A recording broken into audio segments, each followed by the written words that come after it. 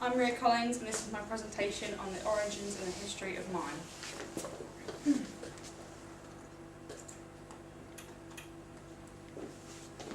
The facts about the origin of mime and the development of mime. The performance of pantomime originates from ancient Greece, and the name pantomime is actually taken from a masked dancer called pantomimus. However, the performances were not necessarily silent.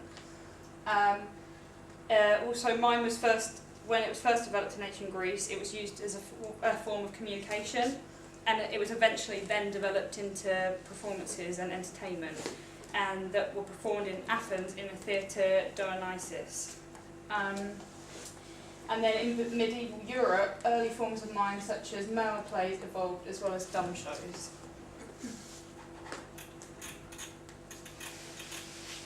Influences and the development of mime. In the early 19th century in Paris, Jean-Gaspard de Breuil created many of the attributes that are known in modern times, such as silent figures and the white faces. Jacques Copeau also had a huge influence in the development of mime and the physical theatre with his training methods.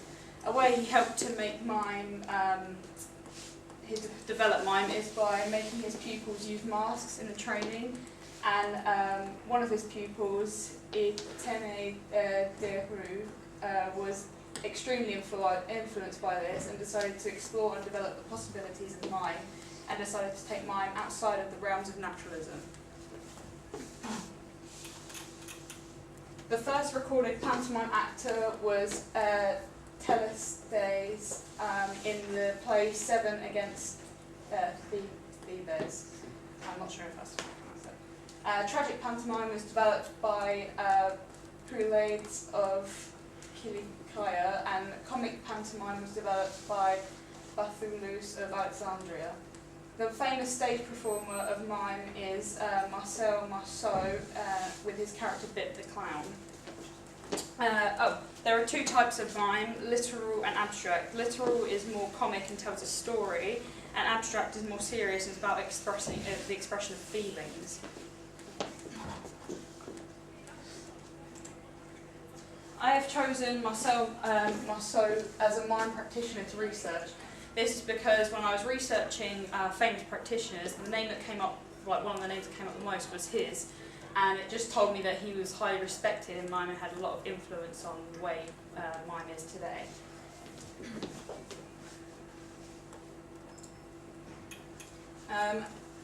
Marcel was a French actor and mime practitioner who is best known for his work in mime and was commonly recognised for his stage persona Bip the Clown. Marceau performed mime professionally for over 60 years and would perform worldwide, and he first established his career in mime when he joined the Jean-Louis Barrault's company and got cast in a pantomime called Baptiste in the role of Alcuin. His performance won him such acclaim he was encouraged to present his first mime drama at the Bernhardt Theatre.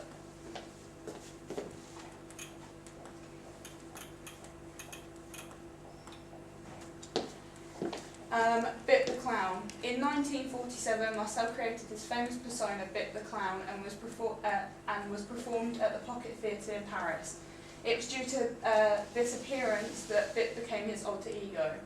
The outfit Marcel wore during his performance signified life's fragility. Marcel performed as Bip as well as other mime performances worldwide for over 60 years in the hope to spread the art of silence, which is what he referred to mime as in an interview during 1987. Marcel's worldwide work with mime did just that, making his art familiar to millions through his many television appearances, tours, films and stage performances, and he became one of the world's most renowned mimes. There's a timeline of his career. The key parts is in 1947 when he created Bip the Clown, in 1949 when he founded the only company of pantomime in the world at the time, and when he opened his first school in 1969 called École Internationale de Mime in the Theatre de la Musique in Paris. The school was open for 2 years and had 5 teachers of mime.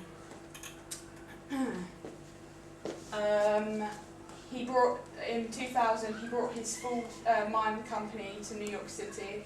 In 2001, he was awarded the Wellenberg Medal, and in 2004, he did his last world tour, which covered the whole of the United States.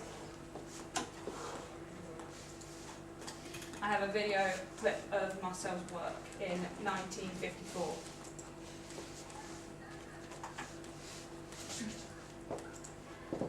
Oh, what did? You don't.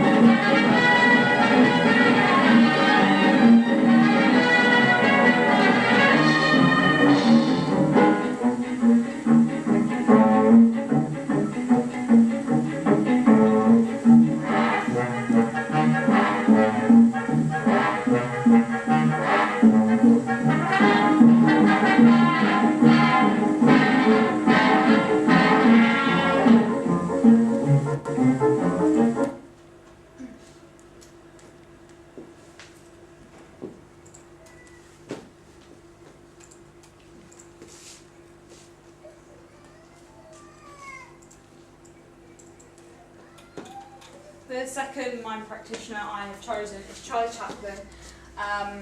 This is because I was already familiar with his work, and I knew that he was a very famous practitioner and widely recognised for his unique mime style, and he had a lot of influence on modern mime. So I have a video clip of Chaplin's work.